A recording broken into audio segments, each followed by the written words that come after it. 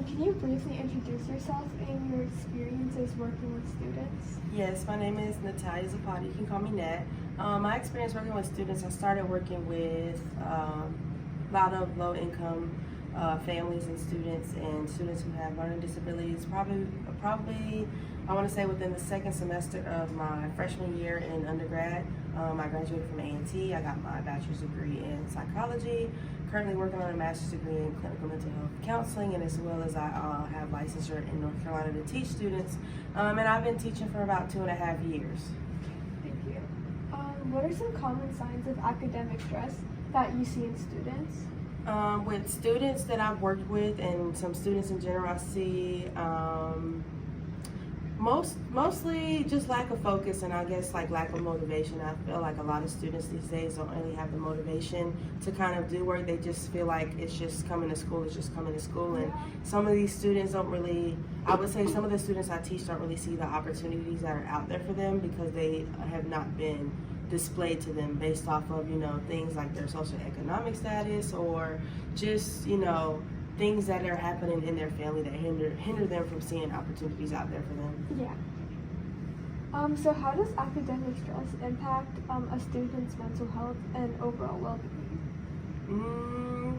Just granted, based off of the students that I work with, I don't see severe signs or any stress that's affecting them mentally, but I like to look at it more so as the things that go on behind the scenes. We don't see like things that might be going on at home or kind of like interactions with their peers that they have in the classroom. But I think in general, just speaking as a college student for yourself, I think that when you have a very, very hectic work schedule and you're cramming and you just want to focus on what needs to get done and not taking the time for yourself and taking the space to say, hey, I need to take a day and focus on myself. I noticed that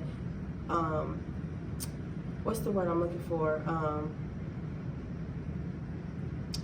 A lot of tiredness.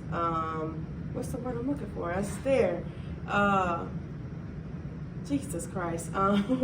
It's kind of like just burnout. That's the word I'm looking for. Burnout. I think burnout is like a severe symptom that you don't realize is there until like you're at like a limit to where like I can't do this anymore, and it kind of catches up to you. You feel like you're on go, but once you hit like a certain point where you're just like your brain just kind of tunes out, I think that's probably one of the most significant and very impactful symptoms of academic stress is what you see. You get lots and lots of burnout, and it's hard to kind of pick up on. Some people might not know what burnout looks like, but your body is going to tell you. So I always tell people, whenever you're working hard or whenever you're just doing a lot of things, just make sure you take time for yourself because burnout can catch up to you. Yeah. So what unique challenges contribute to academic stress among students from disadvantaged communities? Can you repeat the question again? Yeah, what unique challenges contribute to academic stress from students like from disadvantaged communities? I would just say lack of support. I know students who come from disadvantaged communities, sometimes their parents might not be there to support them, so it comes in terms of like support with homework or just sitting down with them to like read at nighttime. Parents might be working multiple jobs at night to keep food on the table, or just not seeing people who look like them in areas where they want to thrive. I know a lot of my students like to do sports, so I think it's beneficial for them to see people who are successful and who also do sports, give them that space to kind of thrive and give them that opportunity to be the best version of themselves. Because I know a lot of these students don't have a lot of things offered to them, but when they come to school, you realize this is probably the most safest space that they can be in all day, or you realize that this is probably the only time where they get to see someone who looks like them or be around somebody who has the same interests as them. So I think that a lot of these unique challenges stem from what goes on at home, then it kind of comes into the environment that they're in. Because, again, I like to say that school is probably the safest place some of these students could be because you just never know what they have going on. So what strategies can students use to like manage academic stress?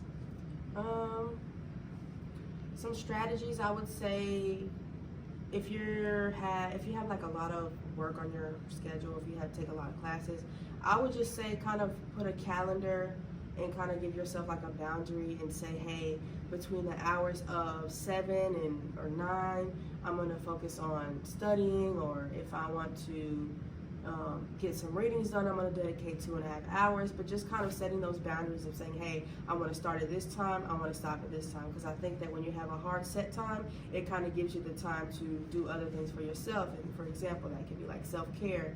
I'm going to read my 2 readings for my class, and then the next 1.5 hours, I'm going to just take time to do something for me, whether that be I want to go to the gym, I want to go on a walk, I want to just do something for me that doesn't relate to academics. Yeah.